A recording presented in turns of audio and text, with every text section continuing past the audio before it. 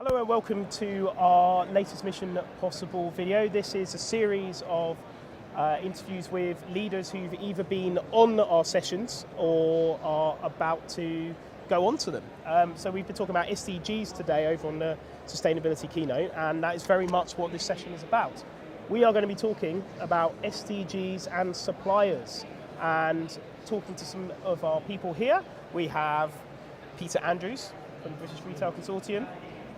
We have Ben Kellard from the Cambridge Institute for Sustainability Leadership, and we have Tor Harris from Waitrose. So kicking off, Peter, tell me a little bit about what the British Retail Consortium has been doing on suppliers and SDGs.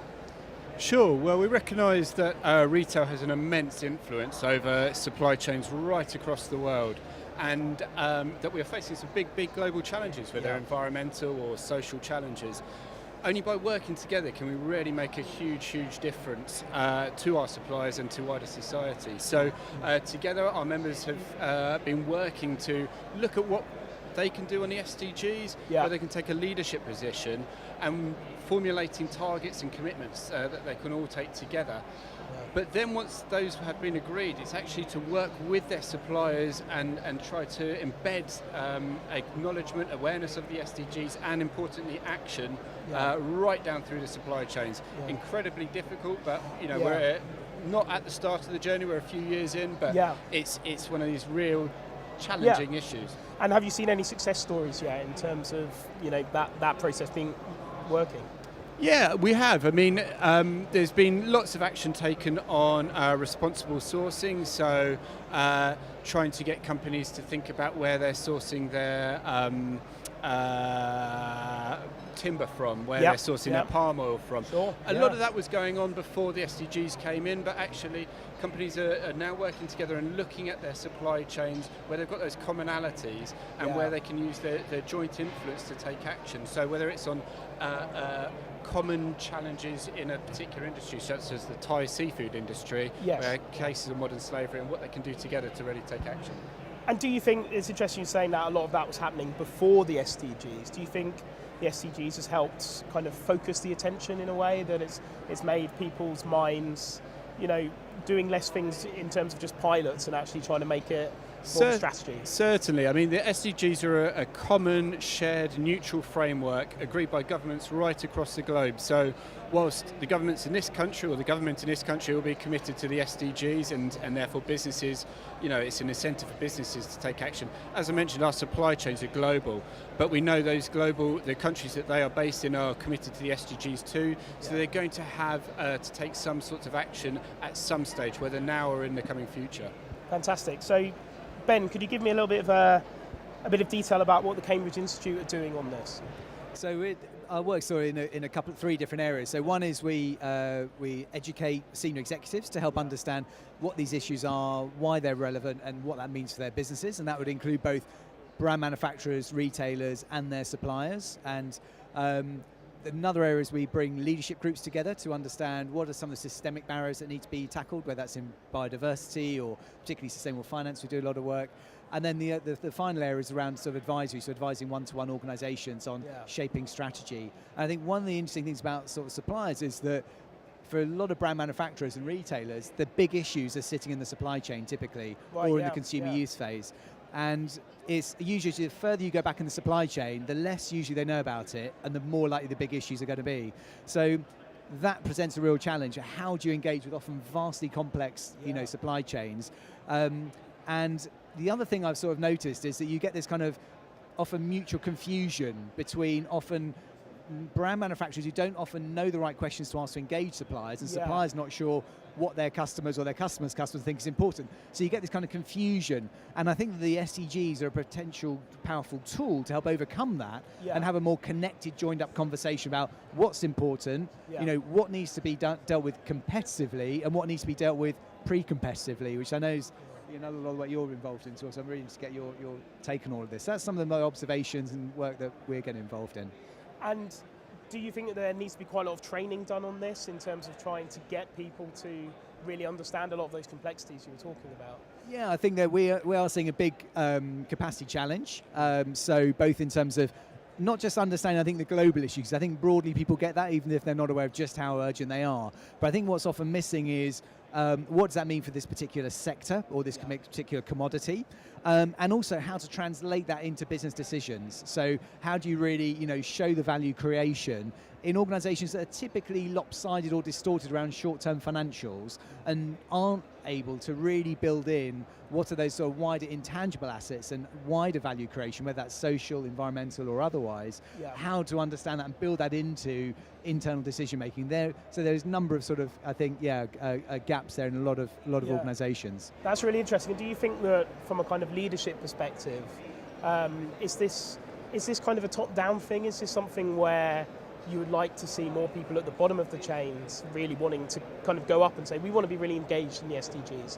Is that realistic, or is that, You meaning in the supply chain or within an organization? In a supply chain. So I think there is a bit of what I'm noticing, a bit of a Chinese whispers goes on, which is you've got, the retailers who are closest to the consumers, really understand these trends, then probably the big brand manufacturers that are the next, but then it starts to get Chinese whispers. They're very reliant on those signals coming down the chain, because often, they don't have the investment into consumer research or understanding, on the what governments are thinking. So they're much more reliant on the sort of the people further up the value chain to tell them those signals, and often they have less resource, become more complex, lower margins, and so I think that's one of the issues through the supply chain. So that's really interesting. Yeah. And so, Tor, I mean, obviously from Waitrose's perspective, you're doing a lot on this. I know about the Waitrose Foundation, a lot of the work you've done from a CSR perspective. How do you see the SDGs in your business and with suppliers? What work have you been doing on that recently? So I think, it's already been touched on, but I think what the SDGs do is give a really clear focus as to where we ought to be putting our effort, and also a really clear level of ambition. And I think the targets that they set really give us something to kind of galvanise action around, help us get our own business behind, but then also give us some clarity on where we need to be collaborating with others in order to kind of achieve those ambitions. So I think that's where they've proved helpful for us from an internal point of view. Yeah, and I mean, where do you see it going from here? I mean, I know that we talk a lot about the public knowledge of SDGs is actually quite low, and as a retailer, is that something that you want to expand more of, to kind of communicate the message of what you're doing, and also kind of explain to the supply chain what your ambitions are? Yeah, I think from a communications point of view to customers, I'm not sure, if I'm honest, I see a huge amount of value in trying to get them to understand the SDGs themselves. I think what we want to do is try and engage them in the actions that we're taking and that we want to involve our customers in order to actually achieve the ambitions, whether that's around plastic pollution or whether it's around the work we do through Waitrose Foundation in developing countries. So I think that's probably the focus of our customer communications. I think they are helpful in terms of galvanising suppliers around them, because actually they are, as I said, a kind of a really clear focus and kind of goal to work towards that can be shared right across the industry. And in terms of kind of, and this is one for sort of all of the panel, in terms of moving forwards, what would you like to see really happen now with SDGs? I mean, they've been set up, we've talked about where they're going to go and all of the different elements and how they all come together. What do you think is the biggest challenge that you, perhaps as a retailer, have to overcome in the next maybe 5 years? I think really it's about making sure that we really do make the progress that we need to. There are some really, really ambitious goals in there, and we've got to keep looking at those interim milestones and making sure that we're kind of all holding each other's feet to the fire in terms of how we actually can support the delivery of them. I guess continuing to ensure that we really are making the kind of progress that we need to. Yeah, no, sure. Ben? Yeah, and so I just came from a session where Emily from UK SSD was saying that the report is showing that the UK has only hit about 24% on track for delivering the SDGs, so we're a long way off the pace.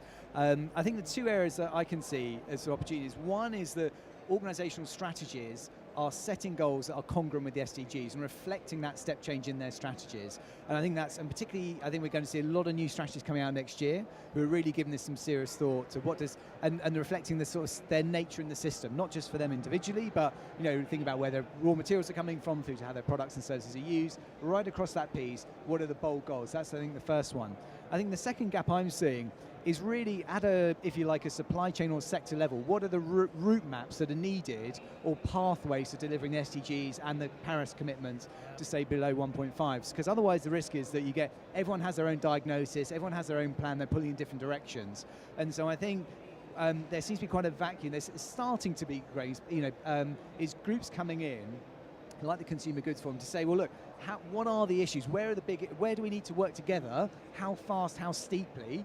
And where can we leave it to competition and differentiation, and actually have a shared, if you like, that's, I think, the bit that's missing, is how can we come together? Because otherwise you get, as I see it all the time, is that you get different parts of the system diagnosing things differently and pulling in different directions, not having a kind of shared game plan. So I think there's a real need for that as well. Brilliant. Yeah.